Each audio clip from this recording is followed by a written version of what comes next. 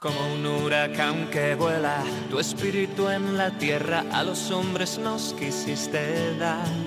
Misioneros de Ciencia y Fe, dirigido por Marta Sanz. Para que en ti solo pueda confiar. Cristo nos entregó al defensor. Poseemos las primicias del Espíritu de Dios. La muerte no tiene poder,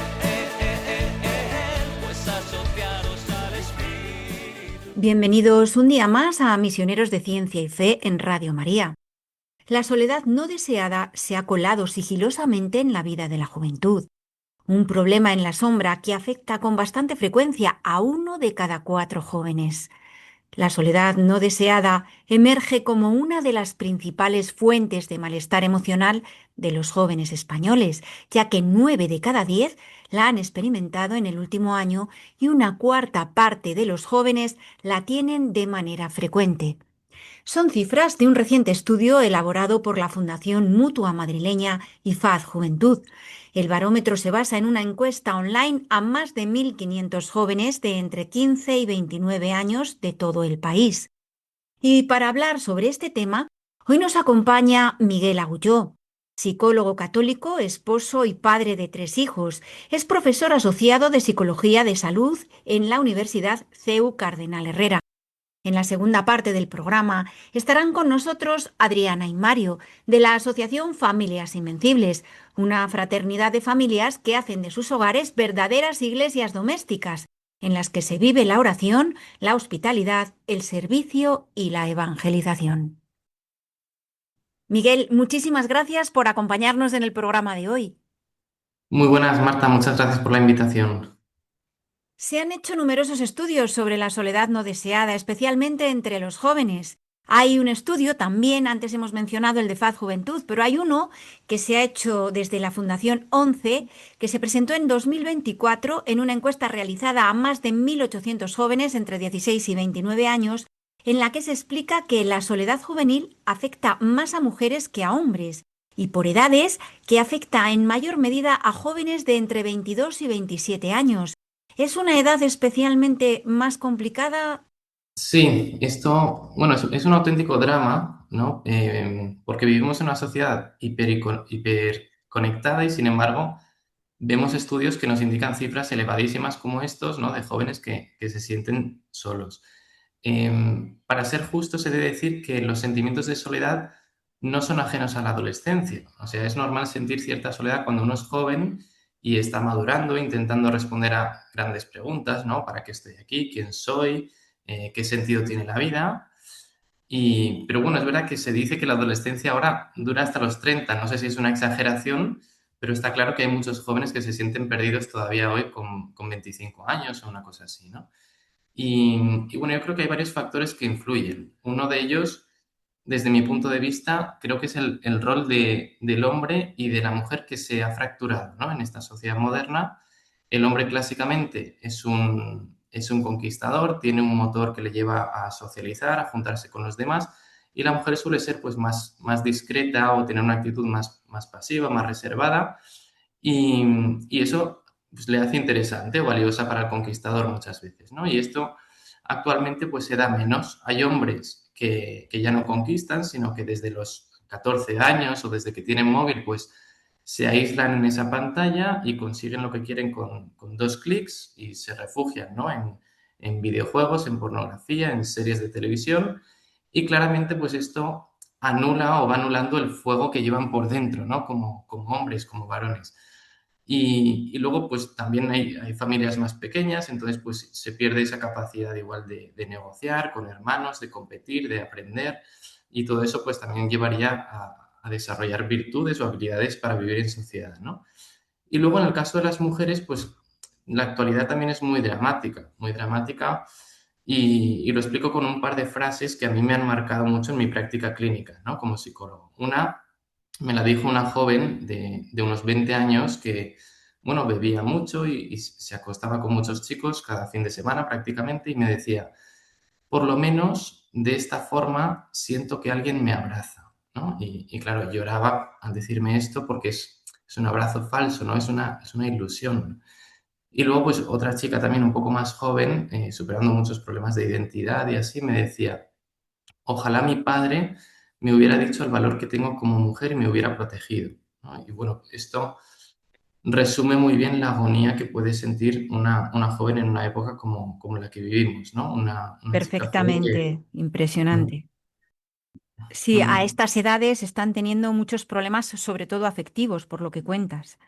Claro, sí, porque a pesar de tener, pues, una chica joven, ¿no? Puede ser guapa, muy simpática y tener a muchos chicos a su disposición, pero lo importante que es tener unas relaciones profundas, ¿no? Y que sean verdaderas, ¿no? Entonces, y creo que ahí hay una clave, ¿no? Que las personas tenemos un vacío dentro y cuando somos niños, ese vacío igual no lo percibimos y tenemos unos padres que nos protegen, nos dan seguridad, pero cuando empezamos a valernos por nosotros mismos, pues de repente nos damos cuenta de esa vulnerabilidad que tenemos, de esa pequeñez, y puede ser un peligro pues buscar anestesiar ese vacío o esa soledad que sentimos, a veces con resultados desastrosos, ¿no? Si no se hace bien. Vamos a las redes sociales. ¿De qué manera puede afectar el uso desmesurado de las redes sociales en la soledad de los jóvenes, Miguel? Sí, bueno, este es un factor importante, ¿no? A mí me gusta preguntar a mis alumnos, que son chicos y chicas de primero de carrera, cuánto tiempo pasan en redes sociales, ¿no? Entonces me lo enseñan y veo cifras, pues que puede ser 4 horas, 5 horas, 6 horas, 7 horas diarias en redes sociales como Instagram, TikTok. Y bueno, lo cierto es que las personas no estamos hechas para estar solas y de esto se aprovechan muchísimo las redes sociales, ¿no? De nuevo, se genera como una ilusión cuando se usan, porque nos parece que estamos conectados con los demás y que además estamos disfrutando de la compañía, viendo contenido que muchas veces es contenido corto, ¿no? Que nos cautiva, nos genera emociones, sentimos pues, fisiológicamente incluso, ¿no? Pues cierta alegría, tristeza, lo que sea, atracción, lo que nos genere ese contenido, pero luego soltamos el móvil y es verdad que el intelecto te dice, ¿no? Que todo eso es falso, que estás tirado en la cama, en pijama, que esa no es tu realidad. Y seguimos con esa pantalla, ¿no? Para anular esto. Y nos ponemos un juego de móvil, ¿no? El otro día me decía un chico, pues juego mucho al Clash Royale o lo que sea, pues para seguir anestesiando, ¿no? Y me distraigo de mi propia soledad mientras esta sigue creciendo y creciendo, claro. Son problemas a los que nos conduce lo que es la cultura de lo urgente, de lo inmediato, que tantas veces hemos abordado ya en este programa. Pero también las redes sociales tienen algún lado positivo. Vamos a ver cuáles son. ¿Qué nos cuentas, Miguel?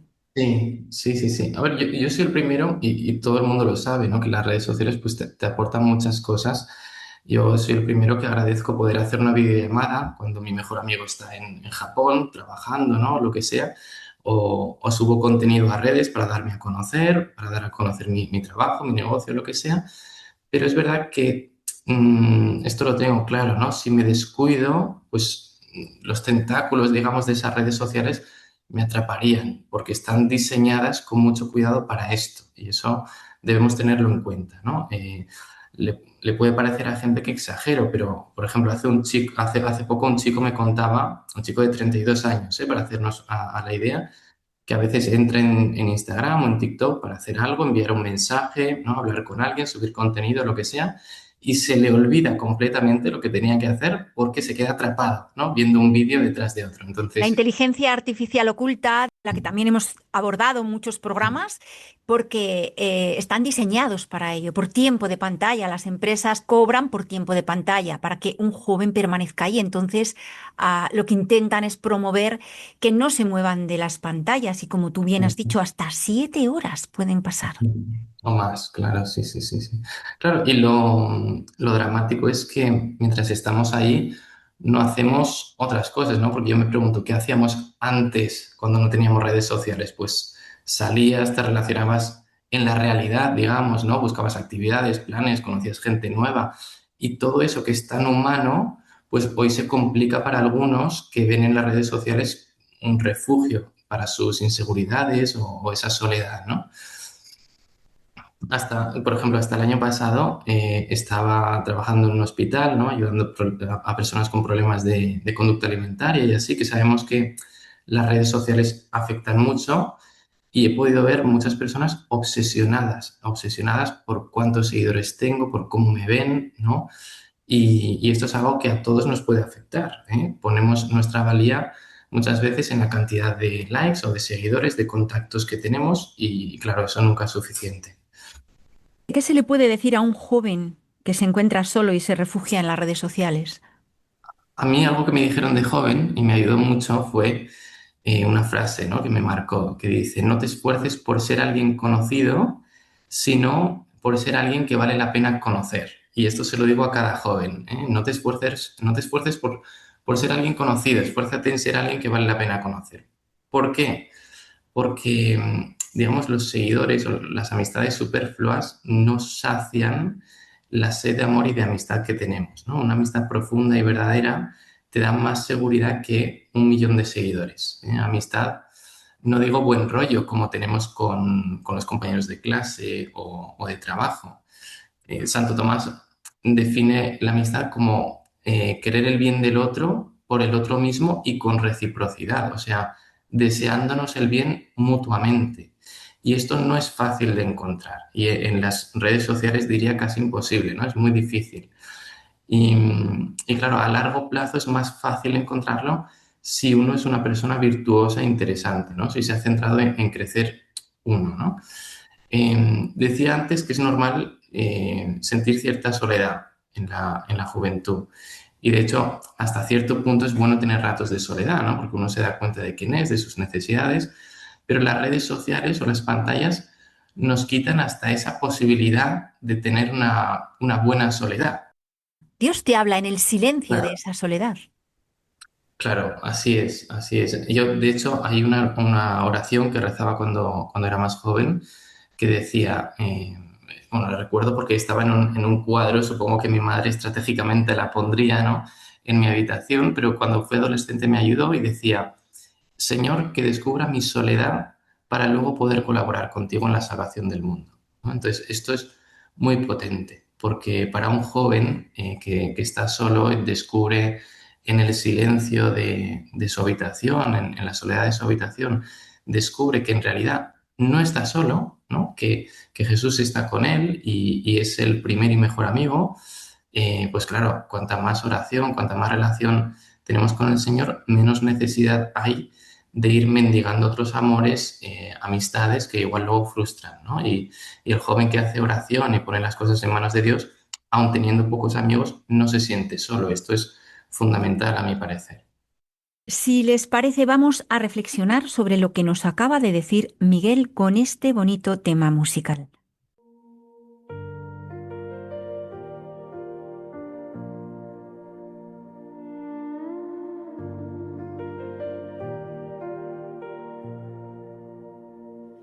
When I can't see the way ahead, when hope feels lost and fears instead, you speak the word, the storm obeys, you make a road out of the waves. Mountains move when you command, giants fall by your great hand. What seems too far, you pull me through. There's nothing that my God can do. Even when my faith is small,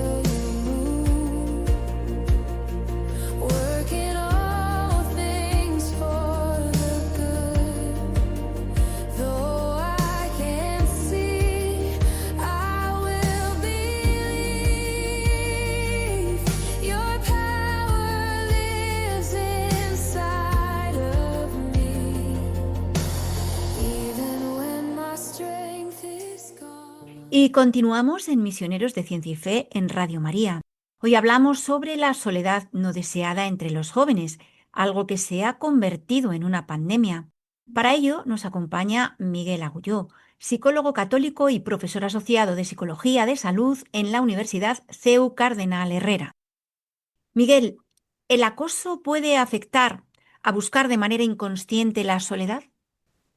Sí, sí, sí, sí. Las personas que han sufrido acoso escolar o laboral tienen hasta un 37% más de riesgo de sufrir soledad, ¿no? Esa soledad no deseada. Y es lógico, a todos nos ha pasado que si en un sitio nos tratan mal o nos es difícil relacionarnos ahí, o sea, pues nos es cada vez más difícil, ¿no? Nos ponemos un techo, digamos, ¿no? Es como nos encasquetan en ese rol y es difícil. Y las personas que han sufrido acoso escolar en edades en las que se está formando el carácter pueden luego tener muchos problemas para vincular con los demás. Y más ahora que el acoso no acaba en el colegio, sino que te persigue por las redes sociales, ¿no? Cuando sales, cuando estás en casa.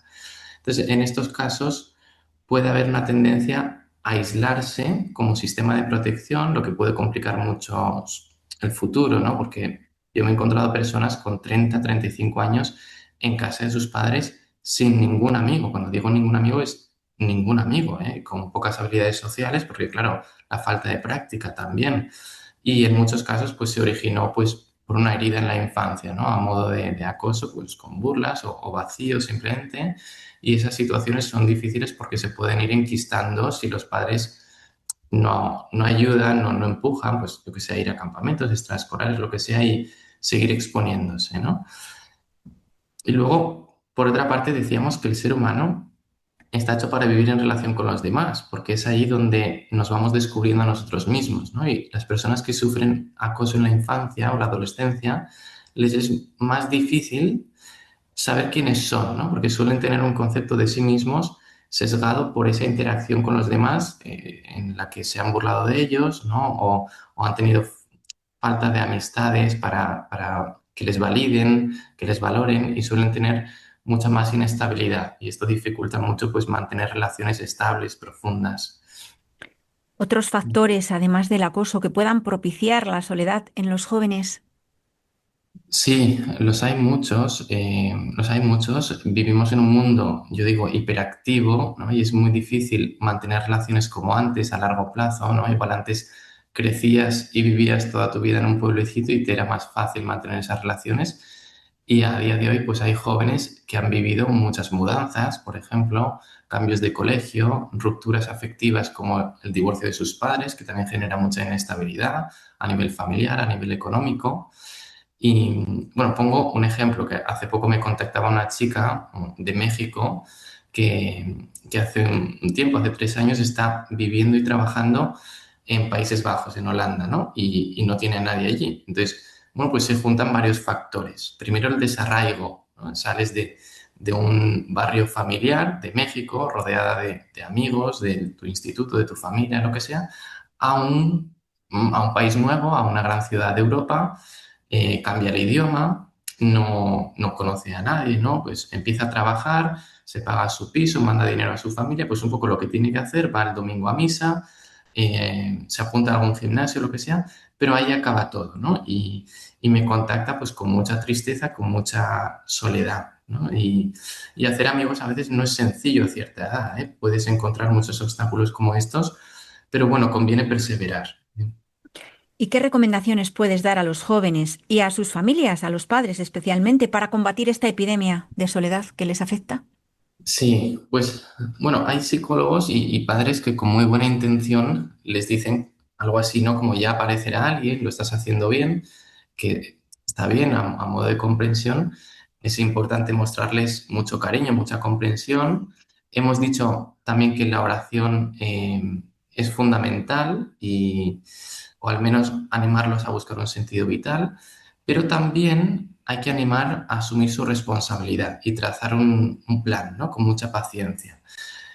Por ejemplo, pasar del mundo digital al mundo real, es decir, hacer alguna actividad, un deporte en equipo, intercambio de idiomas, voluntariados, estudiar presencialmente, ¿no? Unos estudios presenciales y al mismo tiempo sabiendo que puede haber una cuestión de carácter de fondo que no les permite socializar bien, por ejemplo, por esas heridas de infancia o lo que sea, había que ayudarles también a madurar, ¿no? A conocerse mejor, plantearse retos, metas, compromisos para que se expongan, para que toleren la incomodidad social inicial que se da, o sea, que perseveren pese a todo, ¿no? Eso, y al joven le diría eso, que asumiera su responsabilidad y se comprometa con, pues, con un deporte, por ejemplo, ¿no? Que tiene que salir más y tener mucha paciencia, porque amigos no se hacen en un día ni en un mes y a veces en un año tampoco. Y a los padres les diría, por un lado, que sean comprensivos y cariñosos, sin sermonear, pero que no sobreprotejan. Es decir, aunque les dé miedo que vuelvan a herir a su hijo, pues deben tener paciencia, ¿no? Confiar que si el niño no está aislado, tarde o temprano hará un amigo e irá desarrollando sus habilidades sociales y demás. ¿Se puede prevenir esta soledad, Miguel? Claro, a ver, se pueden hacer muchas cosas, ¿no? Yo igual destacaría tres, las explico. Primero, que el joven tenga actividades sociales estables, ¿no? Ya desde joven, pues deportes, extraescolares, catequesis, todo esto, pues que le ayude, ¿no? Cuando el joven va al colegio y ya interactúa con las mismas personas siempre, le puede ser difícil desarrollarse, ¿no? Y cuando tiene varios entornos, puede conocerse mejor. De repente un día los que, no sé, los que juegan a fútbol con él se ríen de un chiste y de repente el joven dice, ay, soy gracioso, ¿no? Algo que él no sabía porque en el colegio el entorno no le miraba de esa forma. Y de repente pues algo cambia en él, ¿no? O está en clases de pintura, una extraescolar, y hace una amiga que le escucha, o va a inglés a una academia y ahí no se burlan de él o lo que sea. Entonces, pues tener algunas actividades, ¿no? Varios entornos y que sean estables esos entornos para poder mantener ciertas amistades. Luego, en segundo lugar, diría que hemos hablado bastante de ello, pero eliminar pantallas de la casa, ¿no? Yo igual soy muy radical, pero cogería las pantallas y las tiraría por el balcón. Sí, efectivamente. Especialmente, especialmente a la hora de comer, cenar, ¿no? O sea, cuando se debe hacer familia, cuando hay que hacer un poquito de familia.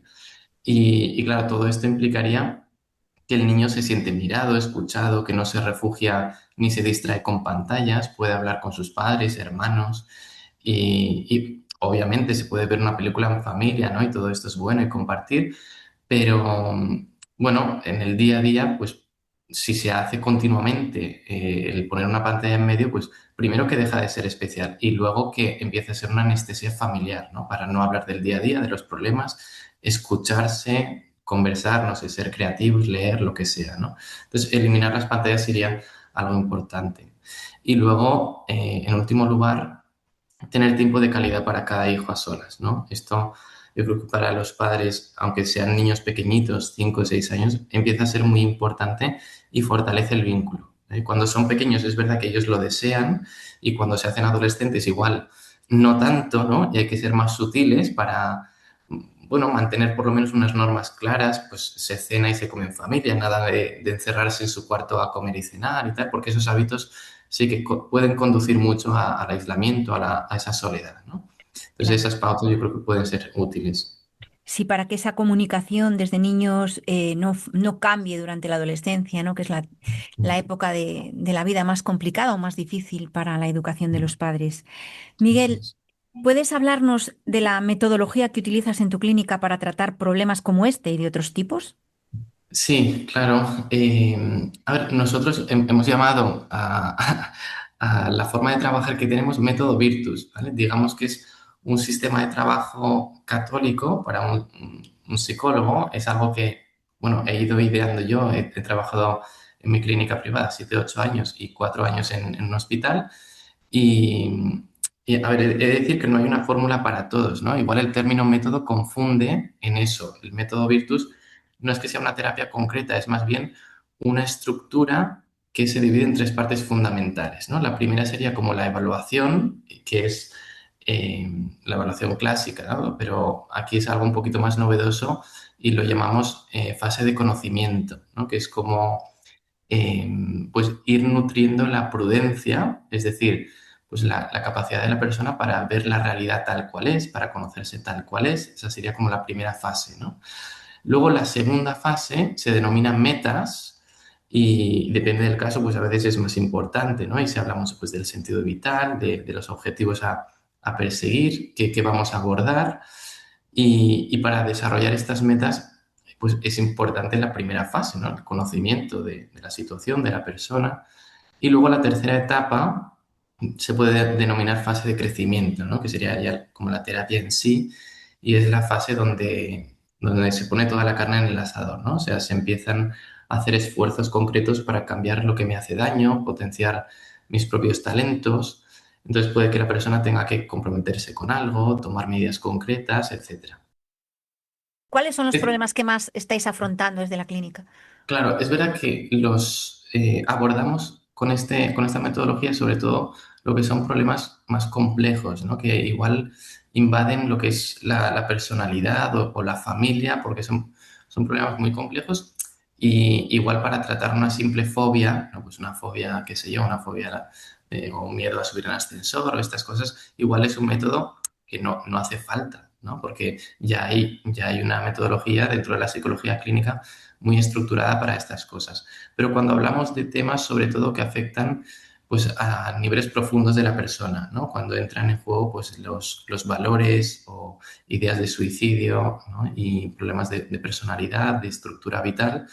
Y aquí nos viene muy bien porque sobre todo es una herramienta para el psicólogo, para que el psicólogo tenga pues, una estructura y una forma de ver a la persona desde un prisma y una antropología católica, ¿no? Y desde esos valores y para ayudar a las personas a crecer en esas virtudes, ¿no? Que dan solidez al carácter y a su vida, ¿no?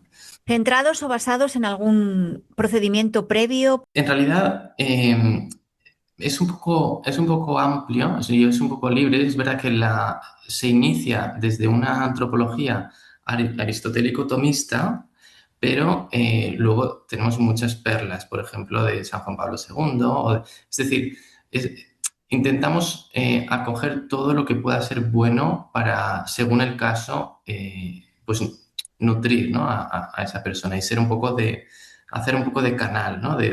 Pues de igual todas esas perlas que la doctrina de la Iglesia nos deja, pues que esto sea un canal para que cuando estás uno a uno con una persona en concreto, digas, pues igual le conviene escuchar esto, ¿no? De la teología del cuerpo, o igual le conviene escuchar esto de Santo Tomás de Aquino sobre la amistad o sobre tal, ¿no? Entonces, digamos que es una especie de estructura así, ¿no? Pero flexible para poder adaptarse a cada caso, ¿no? La riqueza de nuestra Santa Madre Iglesia en la psicología. Pues Ujú. muchísimas gracias. Nos tenemos que despedir ya de Miguel Agulló, psicólogo católico, que nos ha acompañado en el programa de hoy. Gracias por estar con nosotros, Miguel. Muchísimas gracias, Marta, y gracias a todos por la atención. Pero ustedes no se vayan porque están con nosotros Adriana y Mario de Familias Invencibles, una fraternidad de familias que hacen de sus hogares verdaderas iglesias domésticas.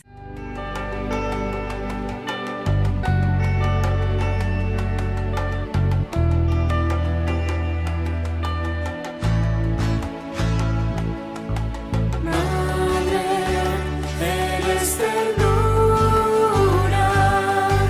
eres una flor blanca y preciosa.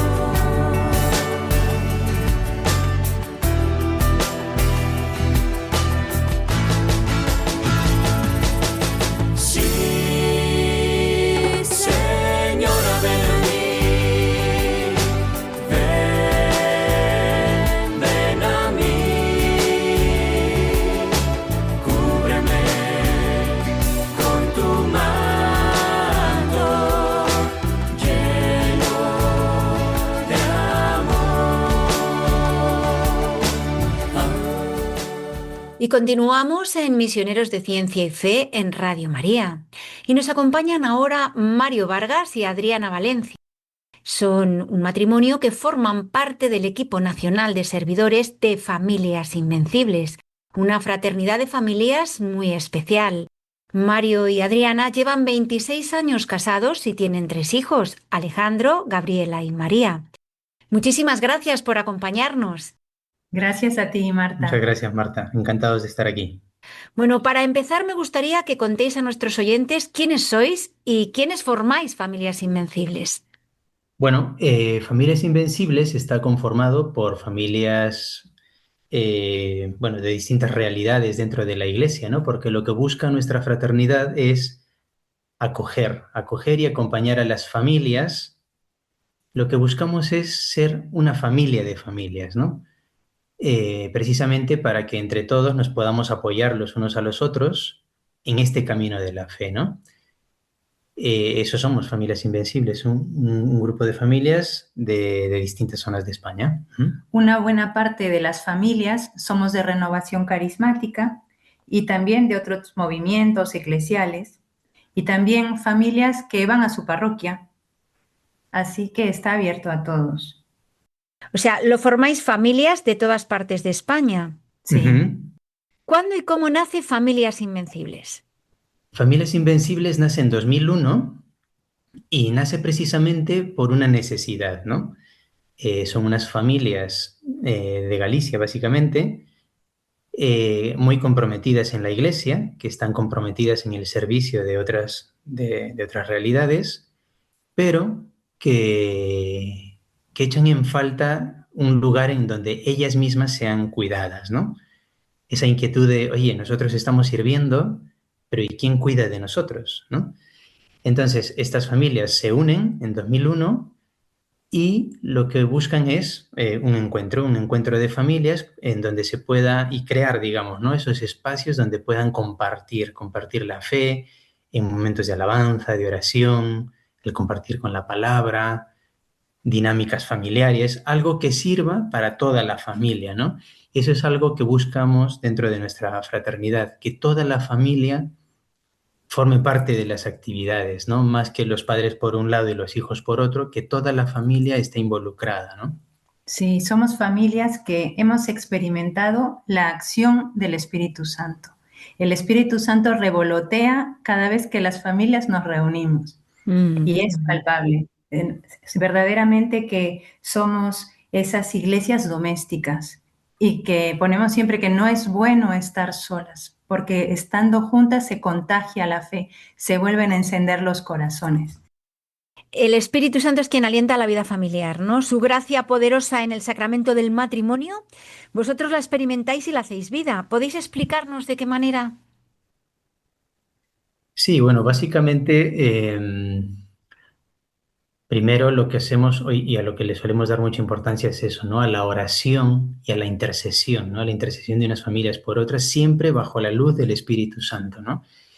En casa, por ejemplo, nosotros diariamente, ¿no? En nuestras oraciones siempre pedimos, porque sabemos la importancia, ¿no? de invocar al Espíritu Santo para que nos guíe en todo momento, ¿no? En cada cosa que hacemos, porque lo que queremos es buscar esa santidad, ¿no? Y esa santidad se traduce en estar atentos a lo que el Espíritu Santo nos quiere decir, a lo que el Señor nos quiere decir, para acogerla, aunque muchas veces pues, no nos guste, ¿no? A veces la voluntad de Dios va en contra, ¿no? De nuestra voluntad, pero lo que queremos es agradar a Dios y no a nosotros mismos, ¿no? Entonces, básicamente, pues, invocando al Espíritu Santo en todo momento es que queremos que Él nos guíe, ¿no? Él nos guíe para saber qué hacer, ¿no? Para saber qué hacer.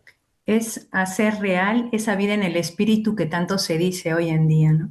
Lo vemos en el discernimiento que hay que hacer continuamente, lo vemos los padres en todo momento, necesitamos discernimiento y que los hijos vayan palpando eso. Es tan real que ellos ya ven que es verdad lo que me dicen mis padres, ¿no? Y siempre apuntándole al Señor, no es que yo te lo digo, es Dios, es esa presencia del Señor fuerte en cada casa, en cada hogar, en cada familia.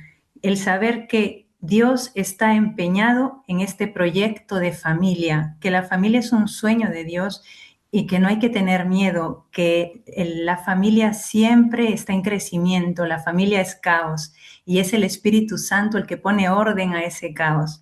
Entonces es pieza clave para nosotros el Espíritu Santo, que es ese amor del Padre, del Hijo, es ese amor que se tiene que notar, ¿no? Ajá, y Pues vuestros hijos me van parece. palpando, ¿no? Desde que son pequeñitos, desde que eran bien pequeños, cómo es esa acción del Espíritu Santo y me imagino que en situaciones concretas, ¿podéis contarnos alguna, por ejemplo, que los niños hayan sido testigos de esa fuerza? Sí, por comentar un caso, hace unos años nosotros tuvimos que hacer un discernimiento muy importante en nuestra vida como familia, ¿no? Nos surgió la posibilidad de ir a vivir a Estados Unidos y bueno, yo precisamente pues en esa época estaba pasando por una situación laboral un poco complicada, de incertidumbre y bueno, pues ya por ese momento habíamos conocido ya las reglas del discernimiento de los ejercicios espirituales que propone San Ignacio de Loyola. Intentamos ponerlos en práctica, pero fue un proceso un poco largo de discernimiento, ¿no? En todo momento buscamos esa luz del Espíritu Santo para que nos guiase, ¿no? Porque humanamente todo pintaba a que la situación iba o podía ser mucho mejor en Estados Unidos, ¿no? Pero bueno, por unos temas de salud de Adriana, pues el Señor nos mostró, nos mostró que el camino era por aquí, ¿no? Quedarnos en España.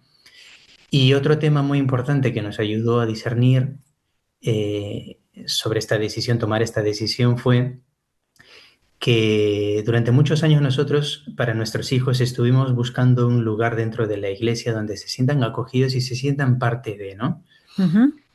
Y bueno, no sabemos por qué, pero no terminaban de encajar, ¿no? No se sentían a gusto. Intentamos en varios lugares y justo por esa época es cuando conocimos la renovación carismática. Ellos encontraron un grupo de jóvenes que desde ese momento pues han sido pues como sus hermanos mayores, ¿no? Su grupo de apoyo, ¿no? Entonces, claro, en ese momento dijimos, nos ha costado tanto encontrar un lugar dentro de la iglesia donde nuestros hijos se sientan a gusto y quieran ir a gusto por ellos mismos.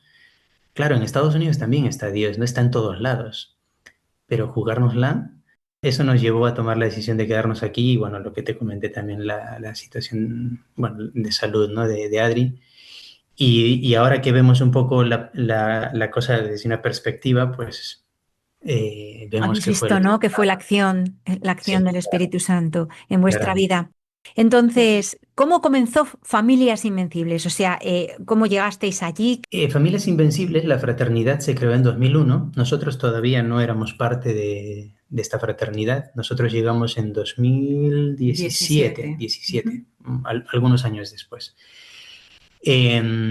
Pero bueno, lo que te comentaba antes, ¿no? Esta fraternidad nace en 2001 por esa necesidad de familias, de algunas familias católicas que echaban en falta un espacio para compartir esa fe, ¿no? Porque se sentían solas en su momento, ¿no?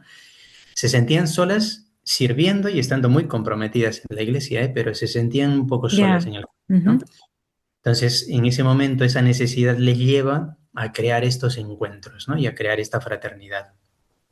Nosotros, como te comentaba, llegamos en 2017 y coincidía básicamente también con este discernimiento que te comenté hace un momento, ¿no? Tan importante en nuestras vidas. Habíamos conocido a Familias Invencibles, a la renovación carismática, Sí. todos estábamos muy a gusto y Sí. bueno, Y hemos visto que de forma aislada no se puede estar, no mm, puedes, el mundo tira tan fuerte que es posible que los padres podamos permanecer, pero los hijos se arrastran. Y esa es la clave, que los hijos se sienten tan a gusto de estar con otros chicos como ellos, que son ellos los que tienen ganas de juntarse. Y entonces los padres vamos encantados de la vida, porque los hijos encuentran ahí otros referentes, sobre todo cuando ya los hijos son adolescentes y no escuchan a los padres, pues escuchan a los padres de otros o escuchan a los hijos mayores y son esas redes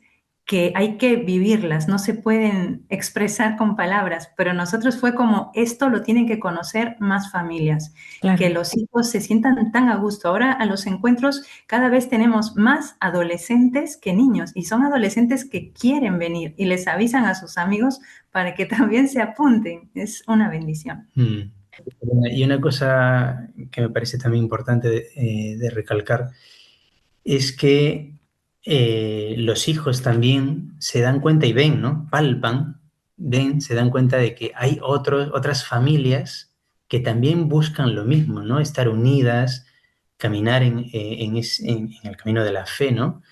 Que sus padres no son los únicos locos que están intentando guiarles por un camino, ¿no? Sino que ven que ese camino también lo ansían y lo anhelan otras familias, ¿no?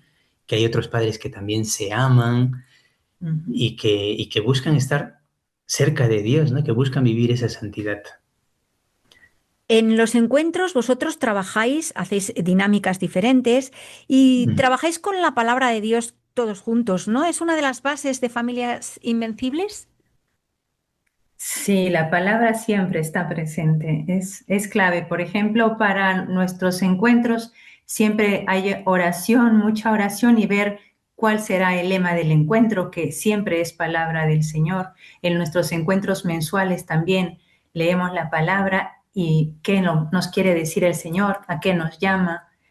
Es parte importantísima. Es una parte esencial dentro de todos los encuentros que hacemos. Es como conocer la voluntad de Dios, ¿no? En su palabra y en la alabanza, que la alabanza suele estar salpicada de palabra de Dios, los salmos. Ya. Pues, ¿Qué supone para vuestra asociación la Sagrada Familia de Nazaret?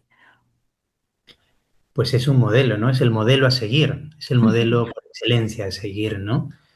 La santidad en María, la santidad en José, en Jesús, es el modelo que tenemos. esa maternidad, esa paternidad, ese Jesús, ese hermano mayor, es El modelo de familia por excelencia. sí. Desde Familias Invencibles ayudáis a establecer nexos de unión, pues a familias con problemas. Sí, a ver, básicamente, y bueno, últimamente, ¿no? Sentimos sobre todo esa necesidad, ¿no? De acoger a las familias, porque vemos que cada vez hay más familias que están rotas o que se van rompiendo. Entonces, lo que estamos intentando es abrirnos a cualquier tipo de familia, ¿no? A los últimos encuentros vienen familias, pues a lo mejor con padres separados o que están pasando por situaciones difíciles, ¿no? Incluso hace poco, dentro de unos, o sea, en lugar de tener nuestro encuentro en nuestra sede, que es en una parroquia en la Visitación, en Las Rozas, pues dijimos, oye, hay que salir, ¿no? Hay que salir, y así fuimos a visitar a la Casa de Misión Emanuel, no sé si la conocéis. Es una familia que acoge a otras familias, ¿no? Principalmente son familias de inmigrantes que no tienen dónde estar, ¿no? Entonces, oye, como nos dice el Papa, ¿no? El Papa en la exhortación apostólica en Dilexite, hay que comprometerse, ¿no? Hay que comprometerse en la lucha contra la pobreza, y no solo pobreza material, sino pobreza moral, cualquier tipo de pobreza, ¿no? Entonces, últimamente nos resuena mucho eso, ¿no? ¿Y qué estamos haciendo como familias? Porque no se trata de que nosotros como familias, entre nosotros vivamos bien y estemos a gustito, ¿no? Sino que esto tenemos que compartirlo con otras personas, ¿no? Con los pobres. Entonces, sentimos esa llamada últimamente, ¿no? A salir a trabajar y ver de qué manera podemos ayudar a familias que no lo están pasando bien. Y también a familias que tienen algún hijo con alguna discapacidad, también tenemos, que se sienten acogidos, son parte de, cada uno tiene una misión, algo que hacer, es importante lo que tiene que decir. Siempre estamos viendo los dones y carismas en los hermanos. Cada familia tiene su peculiaridad, su fortaleza, su carisma, y es bueno que lo sepan, porque no hay familia que no tenga algún don o carisma para dar. Y es la riqueza, ¿no? Esa riqueza de la iglesia que está abierta a todos, cuánto tienen para dar estas familias, un testimonio impresionante cuando uno cree que tiene problemas gordos, se ve con estas familias y uno sale con una fuerza que es eso, que se contagia al estar juntos, al ser una verdadera fraternidad que se acompaña, se acoge, se cuida. Es eso. Y hacéis diversos encuentros al año y muy diferentes. El primero fue ya hace más de 25 años, como comentabais al principio. ¿Podéis Mm. contarnos en qué consisten estos encuentros? Sí, a ver, son distintos tipos de encuentros, digamos. Dependiendo de la zona, aquí, por ejemplo, en Madrid tenemos encuentros una vez al mes. Una vez al mes nos concentramos, nos unimos y seguimos un esquema, digamos, que es distinto al de otros encuentros que le llamamos encuentros más fuertes, que son un encuentro de invierno, el encuentro de primavera, de verano y de otoño, ¿no? En estos encuentros más fuertes, digamos, los encuentros más fuertes, hablamos de, pues, ya encuentros que duran 2, 3 días, en donde sí que tenemos, pues, juegos, dinámicas, enseñanzas, mucha adoración, mucha alabanza. Salidas, evangelización. Tenemos también acualabanza, que si tenemos piscina, si tenemos mar, en el encuentro de verano que fue en la playa el año pasado. En Castellón. Fue precioso porque se hicieron unas dinámicas del pueblo de Israel, los egipcios, entonces los padres caracterizando a los egipcios. Esa es una evangelización porque la gente que está en la playa, pues todos están viendo qué están haciendo y era la representación, ¿no?, del pueblo de Israel. Entonces es esa creatividad del Espíritu Santo en las mismas familias, porque somos las mismas familias que nos servimos entre nosotros. ¿Tenéis sacerdotes de diferentes puntos de España, de la geografía? Sí, invitamos a diferentes sacerdotes, sí. Sí, siempre nos acompañan. Para la Eucaristía, la adoración, confesiones, es siempre muy bueno tener sacerdote para que nos ayude en las confesiones. ¿Y dónde tendréis los próximos encuentros? En Madrid, por ejemplo, todos los encuentros nos solemos reunir el tercer sábado de cada mes y estos encuentros los llevamos a cabo en la parroquia de la Visitación, en Las Rozas. Y luego los encuentros más fuertes, el encuentro de invierno lo acabamos de tener en febrero, el 21 y 22 de febrero, siempre es en Majadahonda. Y el próximo será el encuentro de primavera, que será en Pontevedra, aprovechando el año jubilar por las apariciones de la Virgen de Fátima a Sor Lucía. Será el 9 y 10 de mayo en Pontevedra. Y el encuentro de verano este año lo tendremos en Ávila, del 13 al 16 de agosto. Toda esta información igual está publicada en nuestra página web. La página web, ¿no? ¿Puedes recordar la página web, Mario? Sí, es familiasinvencibles-rcc.org. familiasinvencibles-rcc.org.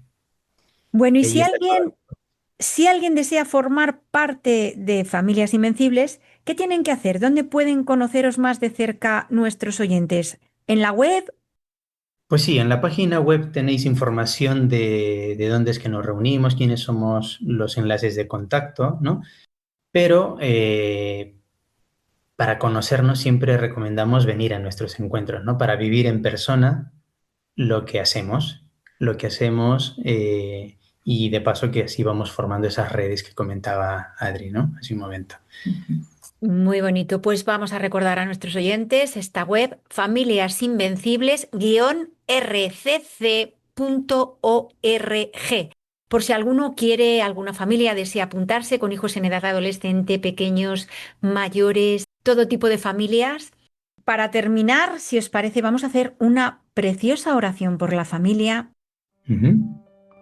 Padre Celestial, en la Sagrada Familia de Nazaret nos has dado un modelo de familia. Ayúdanos, oh Padre amoroso, a hacer de nuestra familia otro Nazaret, donde reinen el amor, la paz y la alegría.